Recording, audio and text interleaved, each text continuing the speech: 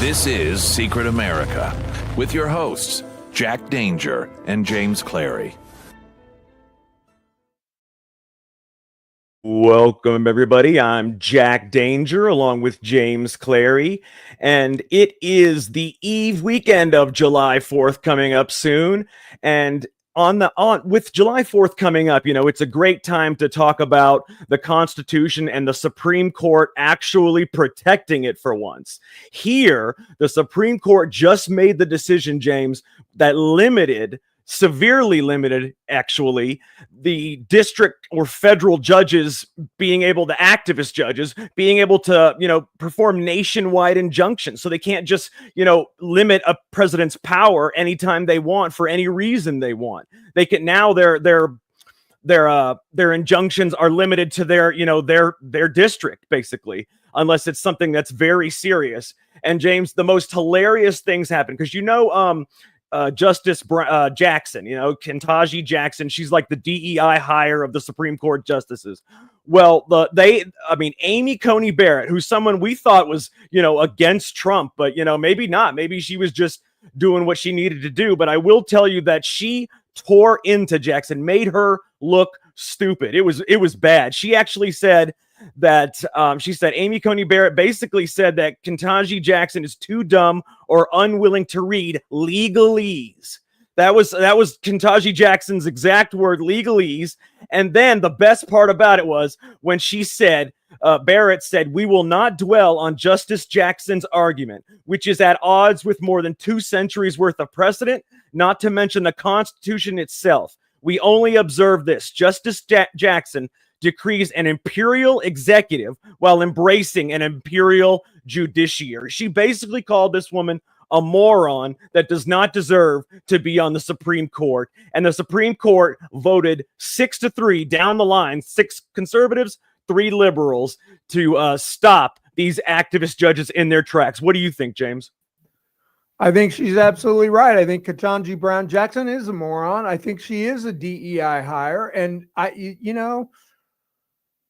I've read some of her decisions and I've looked into her history, and it's patently obvious that she got into the colleges, universities, and then law school based on her skin color. I'm sorry. Yep. And what's sad is we could have somebody on the Supreme Court. This is how destructive DEI is. Mm-hmm. This woman made it to the Supreme Court. And just think, we could have had another person who's a powerful intellectual like Clarence Thomas, and as far as, oh my gosh, what's her name? The one who wrote the decision. Barrett. Yeah. I still don't trust her, but anyway, she's right. Absolutely, Jack, on Ketanji Brown Jackson. She is a moron. She's an idiot, and I'll stick to that. No, she absolutely is, and I think they got the decision right. I think they did the right thing here because you have to limit judicial oversight. The president can't have his powers go unchecked, but at the same time, he can't be limited by every single federal judge under the sun. They can't just say, okay, this federal judge is going to issue this nationwide injunction. So no, it can't go on anywhere in the country. This federal judge is going to do this. No, it needs to be limited to their districts. Okay, yeah, you want to take it in this district? It can only be limited to that federal district because the Supreme Court is the nationwide authority, not every single federal judge ever appointed. They are not the nationwide. Absolutely. I thought, I can't remember, it might have been, it was probably Stephen Miller that said it. He said, look, the president is the only official out of all officials in government that is elected by the people. Everybody votes for him. He goes, there's one president. You can't have 600 other presidents. It's ridiculous. And if they had not ruled the way that they did, you and I would be pounding the drums of doom right now because it was a bad situation. But you know what? I want to just say on this level, Jack, I think Donald Trump just had the best week of his presidency, of both presidencies. The stock market just hit record highs. He got this ruling. He brokered a peace deal between Iran and Israel. I mean, and then he goes over to NATO and gets all those member states to pay 5% of their gross domestic product. I mean, it was an amazing week for the president. What do you think? No, you're absolutely right. It was an amazing week. And I've got a comment though on the whole Iran thing. You know, when we did our last show, we talked about both scenarios of what could happen. And people who only watched the first 5 minutes of the show thought we were talking about a doomsday scenario where it was going to be a World War III, everything bad was going to happen. But that's not the case. We lay out both scenarios. It's the public chooses which scenario they want to believe. Now, this, to me, the way it played out, though, was still shocking, James, because, okay, so the U.S. bombs Iran's nuclear sites. Iran, I mean, honestly, if you want the truth, they've turned into a bunch of pussies. I have never seen Iran so much of pussy I mean, they actually said, okay, the only thing we're going to do to save face, do a fake bombing of, a U.S. base in Qatar. We're going to let the U.S. and Qatar know ahead of time so they can remove all their people. We're going to tell them where we sent the bombs so that way they can intercept them. And then that's what happens. So how does that help them? It makes them look weak. No, I agree. But here's something that's interesting that I didn't think about, but I've realized since the U.S. did the same thing. The U.S. gave Iran warning that they were going to bomb those 3 sites. There were no people there, Jack. There were 0 fatalities. Well, yeah. We didn't want to start a war, though. We just wanted to get rid of their nuclear capabilities. Right. But, this whole thing to me just reeks of a big show. I'm not even sure that I'm positive that there was no new intel on Iran and their nuclear program. I'm positive that it was bullshit. I think Trump played the Israelis, if you want to know my opinion. He said, because he's got these war hawks in the cabinet and in the Pentagon. They're saying, we got to do something. We got to help our friend Bibi, and Bibi's coming over. He came over here and you've got to help us, bomb Iran. I think Bibi was like, well, if you take out their nuclear sites, he thought Israel could finish them. So Trump acquiesced, calls the Iranians, said, get out of there. We don't want to kill any of your people, but we're going to destroy Fordo and the other 2 sites. He does that. It's a show of force. He appeases the generals and the Israelis. Then he turns around and does this peace deal. And I think Netanyahu was pissed. Well, I know pissed may be the wrong word. I think Netanyahu expected to be able to go into Iran and push for regime change. And Trump just when people say he's playing 3D chess, it is a fact. Same thing with that Truth Social post he did about Netanyahu. I'm sure you read that, where he's saying Bibi's under this corruption trial. It's bullshit. He's my greatest partner, blah, blah, blah, blah, blah. Trump telegraphs something to the world and does the exact opposite. He said he was going to give Iran 2 weeks. 2 days later, he bombs them. Dude, I can't keep up with the guy. I really believe that everything he says you have to take with a grain of salt, because he's got some ulterior motive, plan, and action behind the scenes. And you're right. It's absolutely amazing everything that he's able to do. At his age, he is doing more than any president in American history up to this point in their second term. I mean, the pace at which he does things, not just the hundreds of executive orders that he's done, not just, the 4D chess that he's playing, where he's got everybody not knowing what he's willing to do or what he's going to do. So they all acquiesce to what he wants because they don't know what he's going to do. And that's the best part. If you have all of your enemies wondering what you're going to do next, they will acquiesce to what you want them to acquiesce to. And that's the best part about everything. I want to say, though, that from what I understand, from what it looks like, there may be a possible second pandemic rolling around, James, to stop Donald Trump. You remember how they stopped him the first time in 2020 with the whole COVID thing? Well, Alex Jones actually said that he has the blueprint for the second pandemic that is supposed to be released to sabotage Donald Trump. Believe it or not, it's supposed to be released July 4th, 2025. This is why so many people have those ominous countdown number posters that you've been seeing.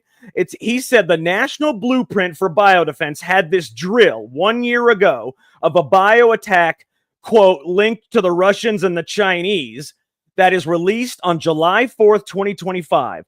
Then, all of the special warfare connections and all of them for months have been saying, we're told, get ready for July 4th. They're supposed to be getting ready to set Trump up. Now, I don't know much about the pandemic, but supposedly, according to Alex Jones and a few others, this may be a strong possibility of what's to come. What do you think? Yeah, I mean, I wouldn't doubt. Look, they hate the man. They being the deep state, the establishment. They absolutely loathe him. At every turn, they try and do something. I mean, I was just reading an article about that that CNN reporter who. Hang on a second. You all right? Yeah,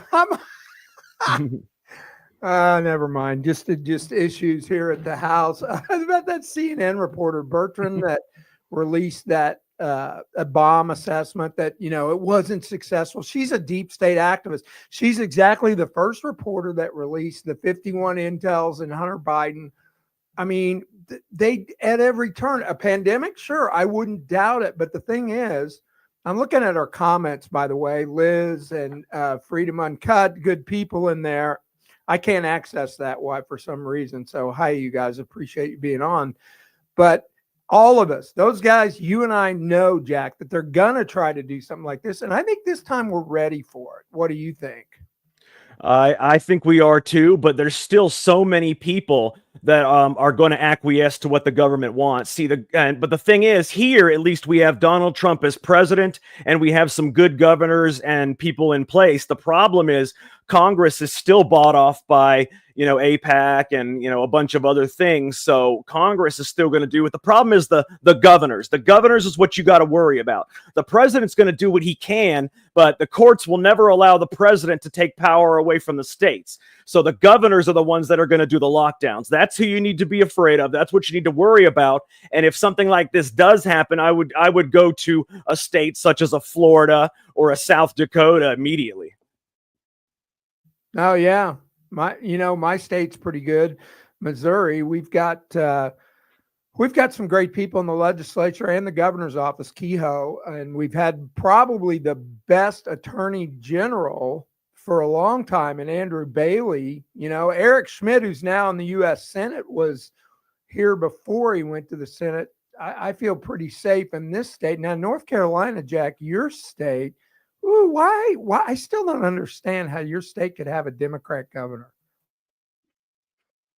I don't think it's possible because we voted for Trump. And Western North Carolina is the biggest part of the state. Okay, every single county is red except for Buncombe County. Trump won the election. We are one seat away from a super majority of Republicans in the House and General Assembly of North Carolina. How is it possible that a Democrat governor got elected again? It just doesn't make sense, especially when Mark Robinson was an excellent candidate. He was basically the black Donald Trump. He could have brought North Carolina into large prosperity. And I just want to say real quick for everybody that's listening, if you want, you can go to X and go to the pinned tweet on my profile. That's at America's Outlaw.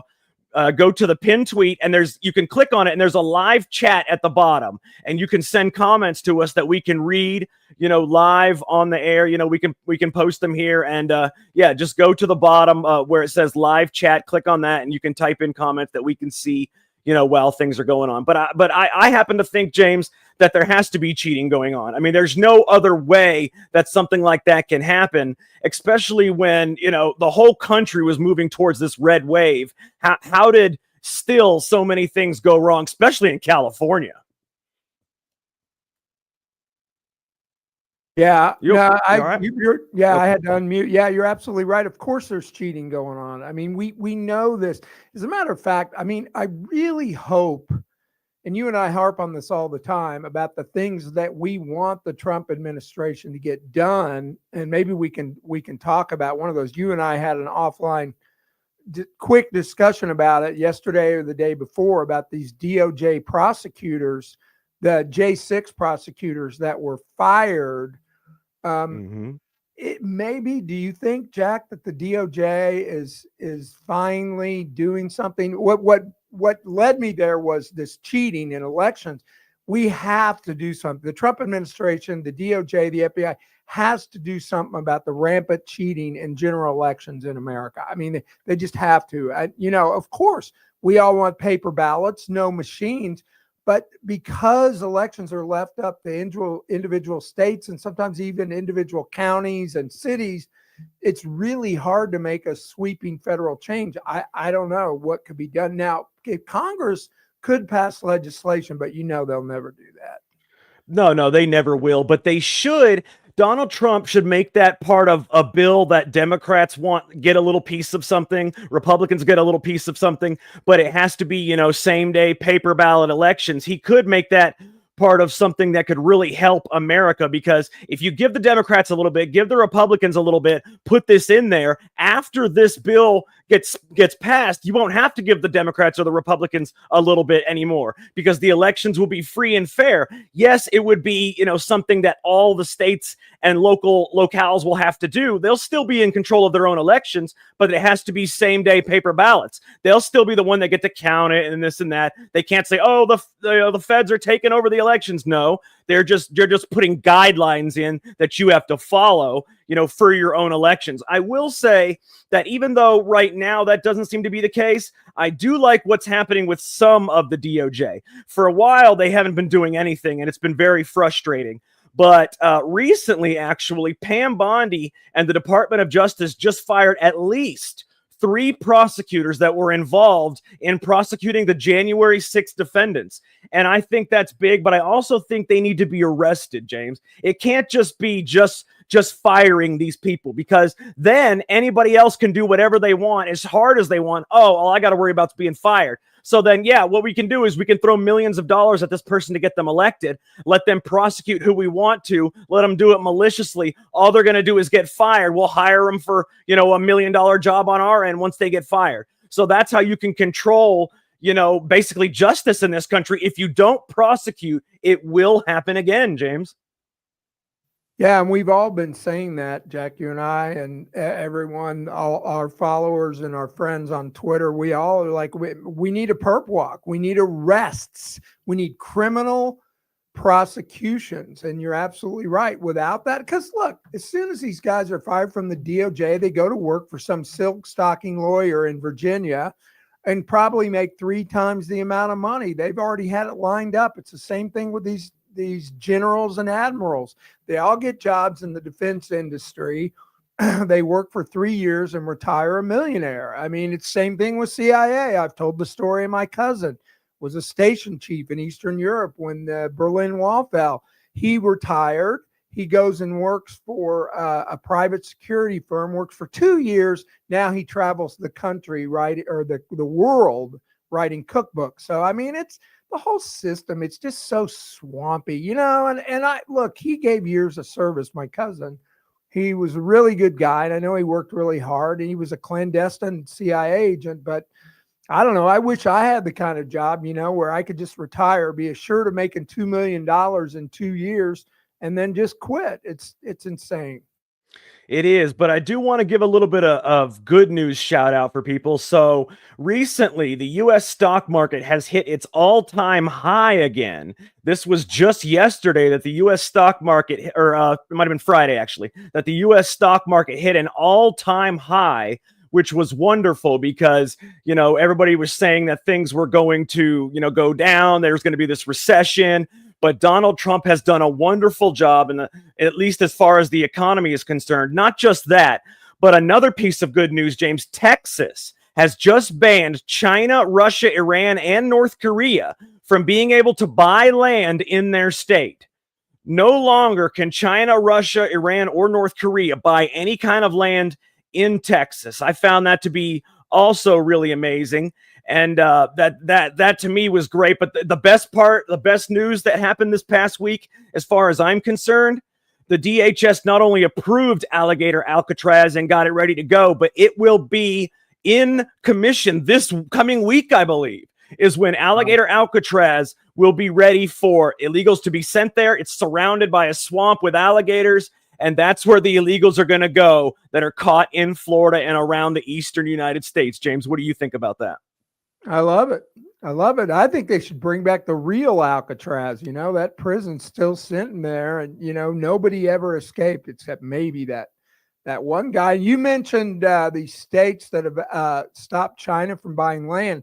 Andrew Bailey, the guy I mentioned before, who's the Missouri Attorney General, he's one of the few attorney generals that's actively using his position to fight the globalists. He just won a $24 billion lawsuit against the CCP and the Chinese government for COVID that they actively, yes. And you know what he did to get them to pay it back? He confiscated all of the land that China had bought in Missouri in lieu of a cash payment. I mean, Andrew Bailey could be the next president. This guy is a genius. He is constantly filing lawsuits and winning them on behalf of not just Missourians, on behalf of the nation. No, you're absolutely right. But I want to switch gears for a second, James. Something came out this past week, and it's something that you and I were actually one of the first shows to break this story about the auto pen, about Joe Biden, and Jill Biden and his staff using the auto pen to basically be the president of the United States for a man that was mentally incompetent. Well, this past week, it was found out that former Biden aide, Neera Tanden, admitted she actually controlled the president's auto pen from October 2021 to May 2023, authorizing documents as Biden during a time when questions about his mental fitness were growing. She says, testifying under oath, that she controlled the auto pen for those few years. She would get a memo from God knows who. She did not know who the memos would come from. Then she would use the auto pen to sign whatever laws, whatever pardons needed to be done, but based on whatever memo she got. She did not know if it came from the president. It did not matter who the memo came from. Basically, what they're saying is Joe Biden was not the president. His staff was the one that controlled the auto pen, and she would literally sign any documents that a memo told her to without knowing who the memo came from, James. Yeah, I think it's awesome. And you got to give Comer and Jim Jordan, some credit. They asked several Biden staffers to come testify before Congress, and the Biden staffers politely said, no, we're not. They issued subpoenas, which is what we've been asking for forever. Why isn't Congress subpoenaing these people? So now these people are going to have to testify under oath. And I have a feeling that in the Bondi DOJ, if they lie to Congress or refuse to show up like Steve Bannon and Peter Navarro did, that they'll be prosecuted. They'll have to go serve 4 months in Bridgeton, Connecticut, like Steve Bannon had to do. I mean, it's very possible, but I will say I do appreciate her actually coming out and telling the truth. I mean, she actually told the whole truth. She said that she did control the auto pen. She did sign it based on memos that she would get from God knows who. She didn't know who the memos came from, but she still signed the pardons, the laws, the whatever have you, based on those memos. So basically, it could have been Hunter Biden sent her a memo. She would use Joe Biden's signature to do whatever that memo said, whether it's pardon somebody, whether it's sign some kind of law, whatever it is. So this proves that Joe Biden was not the president. I mean, I understand that they're doing this investigation, but something's got to happen at the end of this. There has to be, his pardons have to be null and void that has to be the first and foremost thing. His pardons have to be null and void because we have to be able to prosecute Fauci, Liz Cheney, all these other horrible people, Hunter Biden, Adam Schiff. These people deserve, Nancy Pelosi, deserve to be prosecuted for the crimes they did, crimes against humanity, crimes against America. These people committed these crimes and they deserve what they get for them. And I think personally that due to the auto pen and the testimony that we've already gotten, that their pardons should be null and void. James, what do you think? Yeah, absolutely. I have a feeling it's working its way through the courts. I mean, I don't know. Well, it's probably not in the courts yet, but they're building a case. They being the Justice Department lawyers are building a case to make the argument that those signatures are invalid because Joe Biden was, what is it, non-compartmentous, that he was missing. Non-compos mentis, yeah. Yes, thank you. He was missing an action. I mean, we have a very strong legal case here. Now, how a judge rules, I have a feeling it'd work its way all the way to the Supreme Court. Now, if it did, I wouldn't take money that the Supreme Court would uphold that, because that is such a, I don't know, that's politically dangerous to start undoing the actions of a president, whether he was Joe Biden or not. What do you think? I mean, it is a slippery slope. However, this is a very unique case because with this signature, she was signing it, not the president. The memos were telling her what to do, not the president. So you can't trust these pardons. The president has to be the one pen to paper signature to sign these pardons for them to be valid. I mean, the Supreme Court can null and void these pardons without setting a precedent. All they have to do is null and void them and say, look, future presidents, you have to sign them by hand. They have to be signed by the president, no auto pen, because anybody can use an auto pen to sign these pardons. And they're not the president, James. They are not the president. No, I mean, I agree. And let's see what happens. It's one of those ones. We're going to have to be patient, sit back and let it work its way through the courts. I wanted to talk about another story that dropped this week was, did you see that Tucker Carlson gave some insight into what actually happened to him when he was fired at Fox? I don't know. Did you read that? No, I didn't. What happened? So it's crazy. They asked him, Rupert Murdoch asked him to run for president against Donald Trump. I mean, and it proves the the idea that Fox News has become one of the most ardent never Trumper networks out there. They give us a little red meat with Jesse Waters or Greg Gutfeld, but generally they support the established. So let's remember, they have Mark effing Levin on their channel, that warmongering ghoul, the bloodthirsty vampire who's never met a war he doesn't like. I hate that little man. But yeah, Tucker revealed that Rupert Murdoch approached him and wanted him to run against Donald Trump in what that would be the 2020 election. Of course, Tucker's smart enough. He has no interest in that. He said that many times and he turned him down. But I think that's crazy that Fox News is one of the biggest never Trumper networks out there.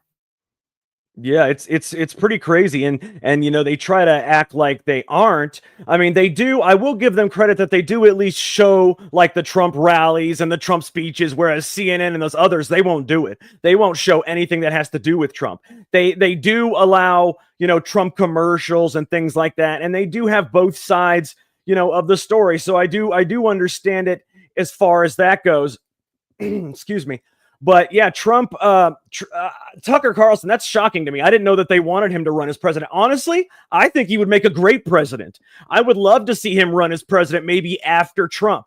I like JD Vance, but Tucker Carlson could be just as good, if not better. I wouldn't mind seeing Tucker Carlson go against JD Vance.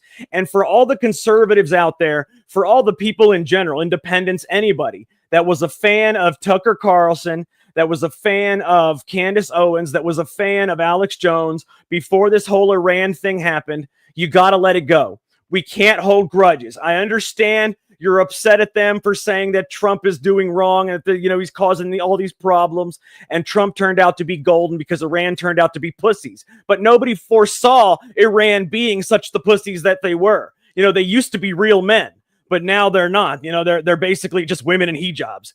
So I mean, nobody could foresee how weak Iran really was. So I mean, people thought that things were going to happen, and they did not happen.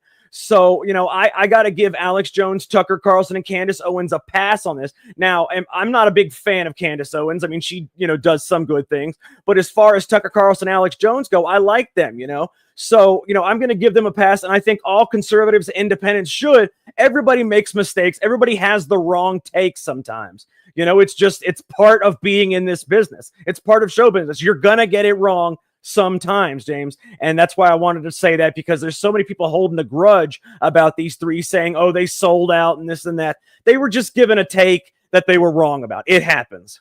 Yeah, there's also, I don't know if you know this, there is a pretty powerful movement going on that has tied Candace Owens and Tucker Carlson. They're paying influencers to do negative videos and content about Tucker Carlson and Candace Owens. Dude, this is funded by AIPAC, by the Israeli government, however you want. It has to be. It is. Look, I listen to Candace quite a bit. I'm very familiar with her content. She's one of those people that in the last 5 years swallowed a massive red pill. She's reading the right books, The Confessions of an Economic Hitman. She's reading Chaos, what happened, which is a book about Hollywood and MK Ultra. She's done deep dives into what the CIA programs going back to the 40s or to the 50s. Everybody needs to know that stuff, because if you don't, you really can't identify exactly what's going on in the present. If you know that, Candace, the knock on her is that she's an anti-Semite. No, somebody just told me, and this is really important. I heard a preacher talking about this. He said, look, the Jewish people that God is talking about in the Bible, that they're God's chosen people, that is not the same as the 1948 formed Israeli government in Israel. They're two completely different things.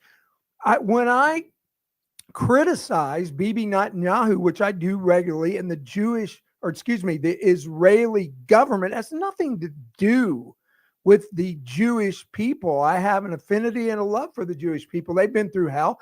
But, their governments have put other people through hell. I mean, even people like Piers Morgan, who is no progressive, is calling out people on the genocide. That's what he called it, that's going on in Gaza. I mean, it's really gotten bad. I didn't know this. Piers did a piece, Jack. I didn't really intend to go here, but we will. He did a piece and he went through these dates. It was like 20 dates, and the number of innocent civilians, I shouldn't say innocent, the number of civilians killed in Gaza and what the IDF response. In almost every case, it was like 52 civilians killed. IDF says they're investigating. 39 civilians killed. IDF says they aren't sure what happened. I mean, it was like 20 of these. And these are people in line for food in Gaza. They're in these food lines and they're getting slaughtered. I mean, it's one of those deals that at some point, Israel's got to lighten up on what they're doing in Gaza. I mean, it's just total destruction. But let's do a quick conspiracy corner, if I may. I told you about the Hannibal Doctrine. You and I discussed it offline. I had a very interesting guest on my radio show. If you want to follow her on X, it's at Village Crazy Lady. Her name is Mel. Mel discussed the Hannibal, it's the Hannibal, not doctrine, it's directive, the Hannibal Directive. And what it is, it's a policy put forth by the Israeli government that anytime there's a terrorist attack and Israeli citizens are taken hostage, the IDF and any other intel armed group of Israelis are to kill the hostages. Let me repeat that. The Israeli government directive is to murder the Jewish people taken hostage. And the reason is they don't want the terrorists to have any negotiating power or leverage. So, I mean, I understand it, but my God, Jack, that's bloodthirsty as hell. Then let me throw this at the listeners. I'd like to hear what you guys think about this. Remember, Israel has the most sophisticated surveillance network in the world, bar none. On October 7th, it took 6 hours for the first help to arrive to those people that were getting raped, tortured, and murdered. 6 hours. To give you an idea, it's 45-minute helicopter ride from Tel Aviv to where that stuff happened. There was a stand down order on that day that said, stand down, don't do anything. We're going to let the Hamas do this stuff. Sorry, I had a little light malfunction. Let Hamas do this stuff so we can then just go raise Gaza, which is exactly what look, the blueprint for this is exactly like 9/11, Jack. I mean, it really looks a lot like, not a false flag, but that stand down order allowed a bunch of people to get killed. So then the IDF could go in and just blow Gaza to smithereens. What do you think?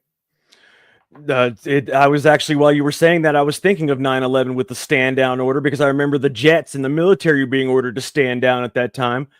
And I will say that they were false flags. A false flag is where, an event happens, but it happened for a different reason than the narrative shows. And a hoax is where an event doesn't happen at all.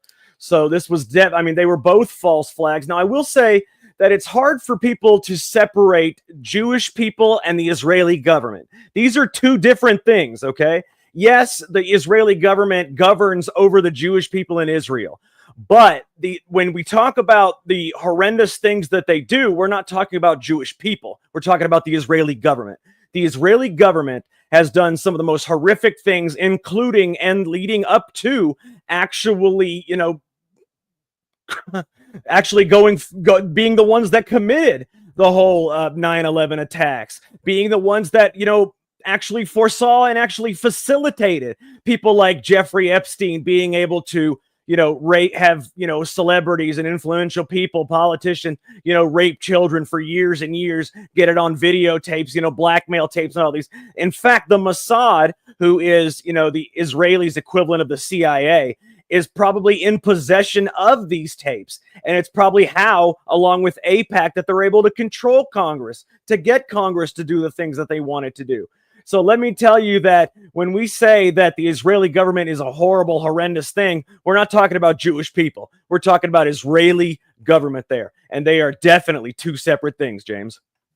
Yeah, I mean, look, if you look at the leading figures in 9/11, many of them had dual citizenship. That's the first look. We talk about AIPAC, which is the Jewish lobby, and how they influence Congress.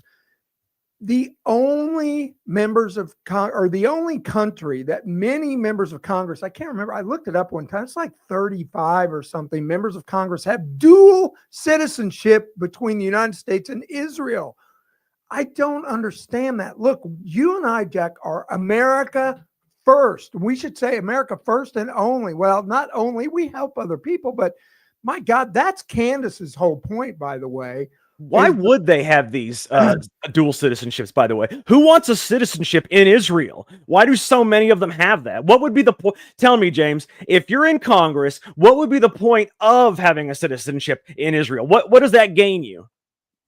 I don't know. And that's why it's very concerning. That's why you and I are sitting here discussing this. We're as far from anti-Semite as we can be. I do believe the Jewish people are God's chosen people in the Bible.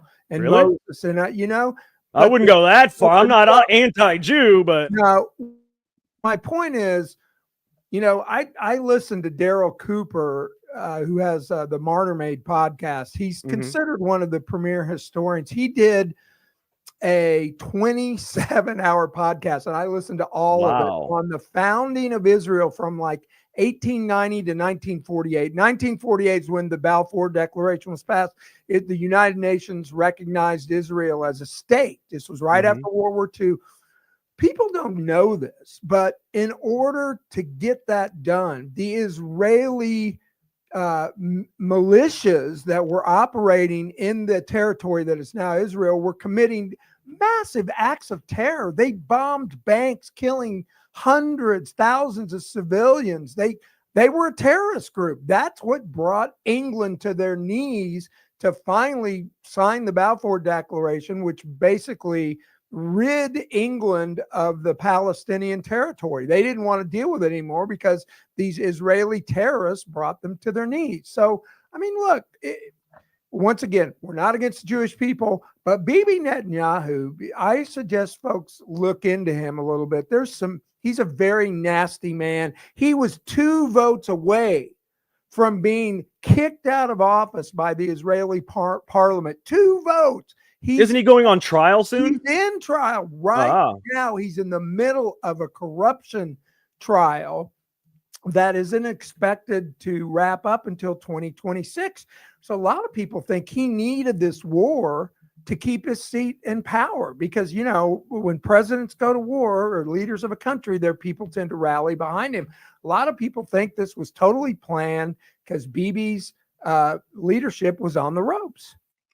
You know, I'd like a lot of people to, I want to give, you know, for people watching out there, I'd like to give you just a little homework assignment, and it'll be fun. I want you to go around, look at the leader of Ukraine, the leader of Israel, the leaders of, you know, pick 10 random countries all over the world. You know, I want you to look at the leaders, the presidents, whoever leads that country, and I want you to trace them back to where they began. You will see that the leaders of the world, these different countries, have been placed there for a reason by one country or another. They have actually been placed there.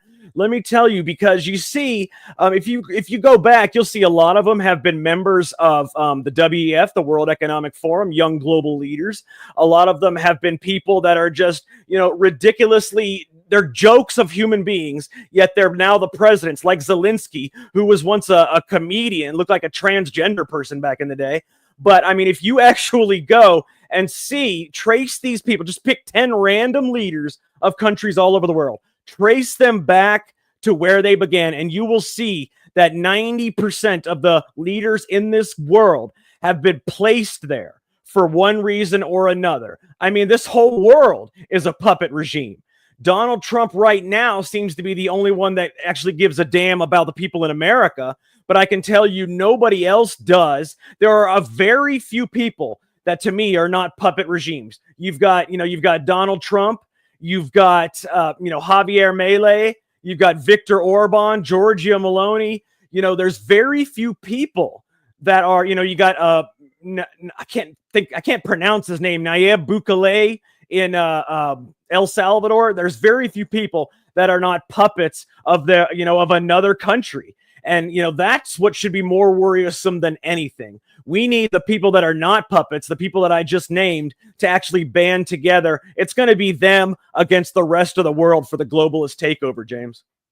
Well, yeah, I mean, we've talked about it many times. Our movement is populism.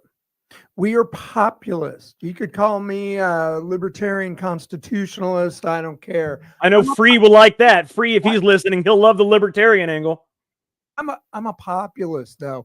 And this battle that we're seeing is populism versus globalism. You know, look at Macron in France, back to Candace Owens. She's done incredible reporting on Macron and how he rose to power and how his wife is actually a man. I mean, Brigitte Macron is a transvestite. There's no doubt about it. I mean, the reporting on that is rock solid. And the people that have reported on it, there's no libel suits against them or slander suits at all. I mean, the palace actually sent Candace Owens several cease and desist orders, but they haven't done anything because she's telling the truth. So, yeah, you're right, man. It's pop. That's why they hate Trump so much, because look, you mentioned these other leaders, but Trump is head of the most powerful country in the world. We have the most influence. He's a populist, and he stands against everything that globalism stands for. Globalism equals deep state equals Marxism. Right now they're using, yes, I love it. They're using Marxism as their springboard to effect change. In the past, they've used right-wing tactics. It doesn't matter to them. They'll use whatever tactics tend to work. Right now, they've embraced Marxism because it's anti whatever the populists are doing.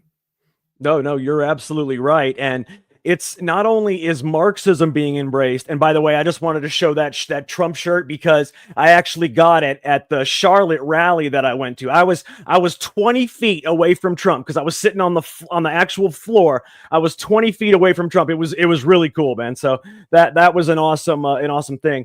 But anyways, it's not only Marxism that they're embracing, James, but did you see who's going to be the new mayor of New York? And we all know that the Democrat candidate is going to win. He's going to beat whoever the hell the Republican candidate is, and he's going to beat Eric Adams. Did you see who won, James? Yeah, do you really think? I don't know. I think Eric Adams might be able to pull it out, Jack. It's possible, but let me tell you that millions of Muslims might descend upon New York and live there just so they can vote for him. Because let me tell you, this man wants. His name is what is the name? Zoran Mamdani. Okay.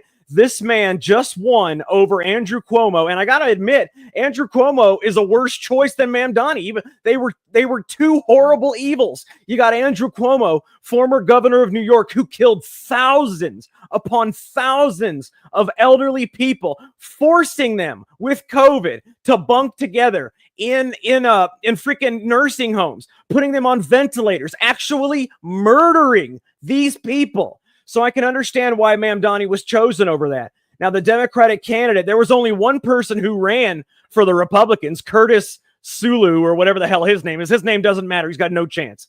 And then you got Eric Adams against Zoran Mamdani.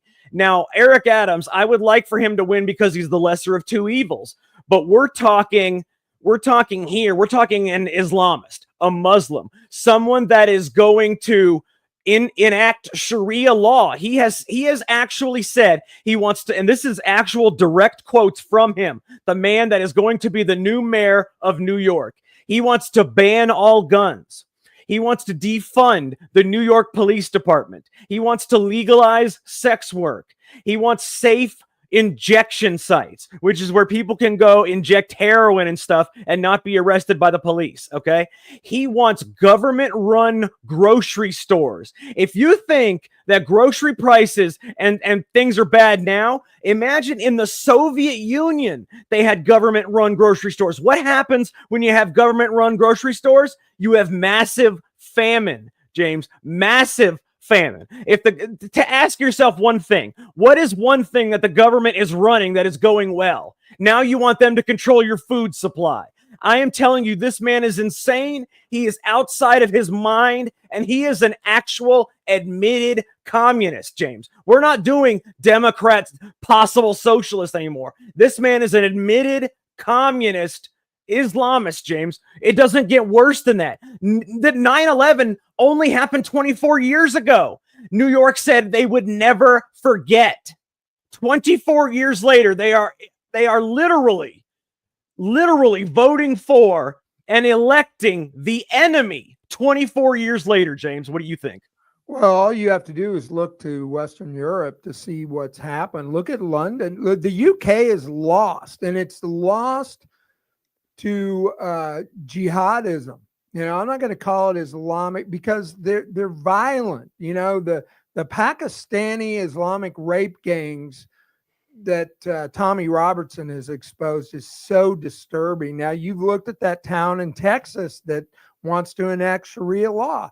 Yes, look, Islam is not a religion of peace, and I'll stand by that to the end of my days. They're a religion of you're either one of us or you're an infidel. And if you're an infidel, we can do whatever we want to you. Yeah, it's frightening. And it also, I don't know, man, it just, if that guy wins, it's frightening and it's angering. How could the people of New York be so stupid? But like you said, Jack, they weren't given very good choices. No, the choices were horrible. And the thing is, though, honestly, I would have voted for him over Andrew Cuomo, but there's no way I could vote for him over Eric Adams, because at least Eric Adams has been coming to his senses ever since, you know, those ridiculous corruption charges filed by the Democrats. So I would vote for Eric Adams, and I hope all New Yorkers vote for Eric Adams, because as bad as you think things are in New York right now, you New Yorkers, as bad as you think things are, believe me, they can get a hell of a lot worse. You probably don't remember the 70s and 80s when the murder rate was skyrocketing. when the mob controlled New York, when there was trash strikes, there was garbage all over the streets of New York City. I mean, crack epidemic. If you guys remember these things, I want you to think about that when you've got a man who wants to legalize sex work. He wants to ban all guns. That way only criminals have guns. Let me tell you, when you ban guns, only the law-abiding citizens are going to not have their guns. The criminals are still going to get their guns. So all you're doing is making law-abiding citizens not be able to defend themselves against the criminals that have their illegal firearms. This man wants to have safe injection sites while defunding the New York Police Department. Let me tell you right now, New York, things can get a hell of a lot worse, and hell is coming in the form of a Zorhan Mamdani, James. Yeah, I don't disagree, brother. All you have to do is look to Seattle and Portland. If you want to see what decriminalizing hard drugs does to a city, they're in ruins. They're once the most beautiful cities in the country are in ruins. Same thing with San Francisco. I used to go there a lot when I had my restaurant. I'd travel the wine country and, stay in San Francisco a couple of days, the most beautiful city in the nation. And now it is literally third world. It's the S-hole, as they say. We're almost out of time. I want to talk about one more story. And I don't know if you saw this, Jack, but Carmelo Anthony, our old pal, submitted an indigent packet to the Collin County Court requesting court-appointed legal representation as an indigent, which after raising $540,000, by the way. This is so insane. People want to know, where did the money go? He's also asking for another $1.8 million for his legal defense team, but he applies as an indigent. Look, this is a scam that's going on in America. I'm sure it happened somewhat going back to Tawana Brawley and Al, the guy on MSNBC, Al Sharpton, but it's really accelerated in the last decade. And you saw what happened with George Floyd. The George Floyd family was peppered with millions of dollars. This is a guy who's the man had a gold casket and 4 televised funerals. Yeah, it's absolutely ridiculous. The left, anytime a person of color is accused of a crime against someone who's not a person of color, they immediately go to that person's defense, regardless of the evidence or the facts. And it's disturbing. It's a trend we've talked a lot about on this show, the racialization of America that started under Barack Obama in 2008. But what are your thoughts about Carmelo Anthony applying as an indigent and getting a taxpayer-funded lawyer? Honestly, his whole family is despicable. He's a despicable human being. His family is despicable. I mean, they threw out Austin Metcalf's father, at their press conference. All he wanted to do was come and pray with them. He wanted to forgive them. They threw him out. That's how despicable these people are. It's no wonder Carmelo Anthony turned out the way he did. And honestly, I hope he does get the public defender. I want to give him taxpayer dollars to get the public defender because he's going to have the worst counsel money can buy. I want this man. He's not going to get the death penalty. He's black. Let's be real. But I want him life in prison. And he's not going to get life without parole. He's black. Let's be real. I'm not racist. I'm real. Black privilege is a thing. I mean, it is what it is. You can hate me, you can be angry, but it's true. Black privilege is a thing. I mean, look around what's going on in America today. Okay? If I do something that could be called racist, I mean, I could lose my life. If a black person does something to a white person or an Asian or a Mexican that could be called racist, it's not a hate crime, it's reparations. Let's be real. So, I hope he gets what he deserves, not because he's black, but because of the despicable crime that he committed. He deserves to get what he deserves to get. If it was a white person that did this to a black person, I would say the same thing. When you stab somebody unknowingly, you just pull out a knife. First of all, you brought the knife to the track meet. You were looking for trouble. Okay. You go up to this man, you stab him in the chest. Okay, that is murder in the first degree because you planned that murder. You had brought that knife with you. That is premeditated murder, and the man should fry. he should get the electric chair, which he won't get the death penalty, like I said. And he probably won't even get life without parole. If we're lucky, James, if we're lucky, he'll be convicted. But let's be real. There's a lot of white guilt out there and a lot of black jurors. So I don't put any faith in the United States justice system. No, I agree with you. Fortunately, I do think the tide is turning. I'm going to give a shout out to a YouTube channel that I follow that I absolutely love. It's a funny channel, but it's also not funny, if you know what I mean. It's called Kendall Reacts, Kendel. Kendall Reacts. And he's a black dude. He's about in his 30s. All he does is show videos of, I think he had one white person, but he's got like 1,000 videos of black people being arrested for different crimes. And the overriding theme is there's zero personal responsibility. That any time the police approach someone, like they're driving with suspended license, the cries of racism and I'm a victim and you're beating me up, what you hear over and over is don't touch me, don't touch me. And if I've heard I can't breathe, you hear it every time. Hands up, don't shoot me, don't shoot me. And Kendall just, he's the level-headed black dude, and he just laughs, but he's like, what is wrong with these people? Dude, I'm telling you, it wasn't like that pre-Barack Obama. Something happened from 2008. You and I have talked about it. The late 90s, early 2000s, really race relations in the United States was on the up and up. We were on the mend. And then in 2008, and after the racial beer summit that Obama had, and, with the George Martinez in Florida and all of that, it just, when Obama said, if I had a son, he'd look like blah, blah, blah, even though the kid was a criminal thug prowling a neighborhood at night with weapons, and it makes me sad because, like I've told you before, dude, I was a hippie in the 60s, grew up, an ardent supporter of civil rights, and the black people in America were treated horribly for 200 years. And I personally fought along with millions of others for them to gain a foothold in society and get rights. And then it happens. And then this dude, this jamoke from Kenya, who says he's American, gets elected president and turns things on its head. It's sad, man. It's sad. And those people, I can't blame them for their reactions when they're pulled over the police, because what did the media do for years? They pound and education pounded the idea of this victim versus oppressor, the CRT that was taught in schools, but that didn't happen until the early 2000s, Jack. No, you're absolutely right. Real quick before we go, though, I do want to say that there's reports out there that Kamala Harris is leaning towards running for governor of California. So I did want to put that out there. And there's one more story I want to talk about real quick, James. Even if we run over a few minutes, it's okay. I want to get your opinion on this, because this is the most shocking story I have seen in a long time. Okay, so a group of 5th grade girls was just arrested for plotting to murder a boy in the bathroom and make it look like he took his own life. The Arizona elementary schoolers plotted to stab a fellow 5th grade boy after a girl accused him of cheating on her.